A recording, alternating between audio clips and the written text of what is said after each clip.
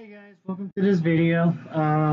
This is going to be a photo slideshow from my trip to Ohio and Pennsylvania. And first off, before we begin, I would like to apologize that if I don't sound the best, I am a little sick, so I do apologize if I don't sound the best, because I am quite sick.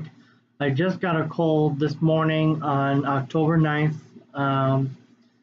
But yeah, as you guys enjoy the slideshow, you guys can see that I had quite an unbelievable time in Ohio and Pennsylvania.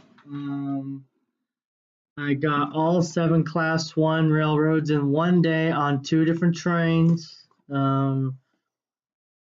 Yeah, that was just the second day I was out there too when I got the 7th Class 1 of the 7, so that was quite something.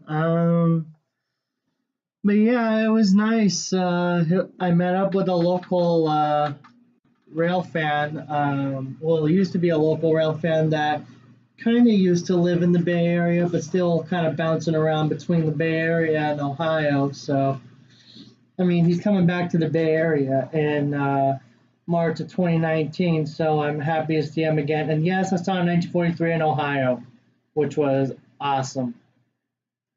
And yes, this was my first time seeing the Nickel Plate 765. If you guys see those sets of pictures over there, there's going to be a bunch of those 765 and Cuyahoga Valley Scenic Railroad photos up on here for now until maybe at least a couple minutes. But yeah, seeing the 765 was amazing. It was my first time seeing the 765. The 765 is definitely one of my favorite steam locomotives. I love the Berkshire type steam locomotives, and it was definitely awesome getting rained on by soot and ash, considering I'm hearing that one's a coal-fired steam locomotive.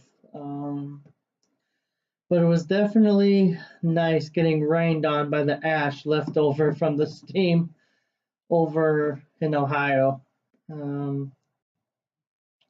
Yeah, the 765 ran their steam in the valley on Cuyahoga Valley Scenic Railroad, over between Akron and I forget the stop already. Rockside, I believe it is. Yeah, it's Rockside.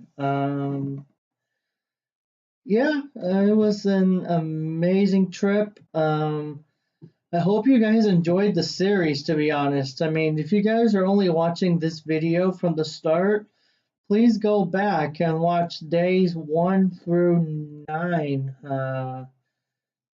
Day 1 covers Berea, Day 2 covers Macedonia and Hudson, Day 3 covers back to Berea to see 1943, and then there's Day 4, which is Steam in the Valley 2018, or Days 4 and 5 for the Steam in the Valley portion, and for the Night Shots portion, like the video when I got the Wabash and whatnot. And then I started my trip to Pennsylvania, and that was pretty awesome, to say the least. And if you guys are curious, I will not be adding my Wabash and Lackawanna shots to this slideshow because they came out really bad, and I mean, even when I try to edit them, it doesn't even change much, so that's why I'm not going to put them in here, unfortunately, for you guys. Well, hopefully you guys like the video of how, despite how the shots of the Wabash and the Lackawanna came out. Now we're starting into Pennsylvania. Yeah, here's all my Pennsylvania shots. And yes, this was the only NS Heritage unit I got in daytime. The other 2 I got in nighttime, which kind of sucked, but whatever. It's something. I mean, at least I saw 3 Heritage units on this trip. Well, technically 4 if you count 1943 as a Heritage unit, but For me, I consider 1943 as a special interest unit, not a heritage unit, because it doesn't represent a fallen flag or anything like that. And here's Horseshoe Curve. Oh my God. My first experience of the Horseshoe Curve, I loved it. I loved every second of it. I didn't even want to leave. I mean, we got there like around 2:30 in the afternoon, and we only had like 3.5 hours to hang out over there, which kind of sucked, especially when this coal train was going by, which you'll see the photos of here in just a minute.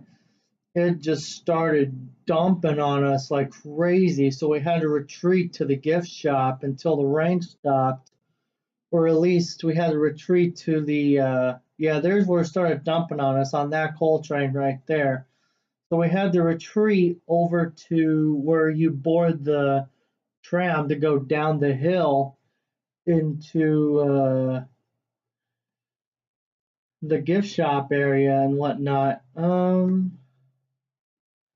But yeah, it was a fun trip nonetheless. Oh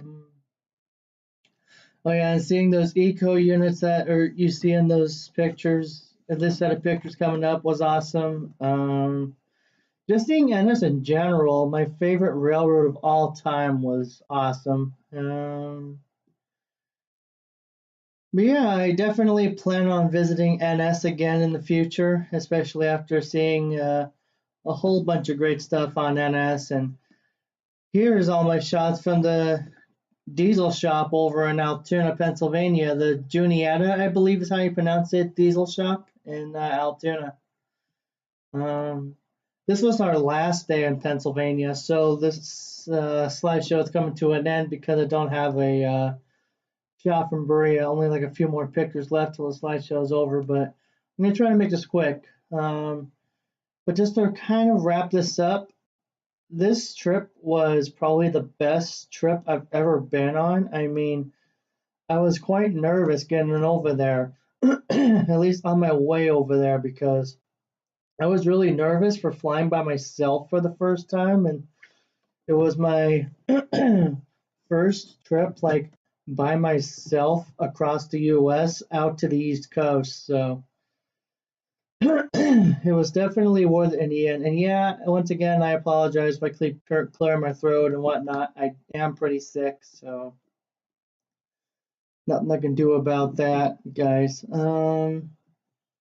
But yeah, with that being said, please watch this video, and then before you watch this video, actually, if you guys are watching this video right now, or before you continue watching it, definitely go back to days 1 through 9 first and watch there, and then watch this slideshow afterwards. So with that being said, this concludes the end of the slideshow, and I'll just say this: it was my best rail fanning trip ever so far.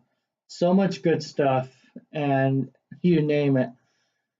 Well, guys, with that being said, this is New Halyard Rail Productions and Bay Area Aviation / Transit signing off. Have a good one, everybody.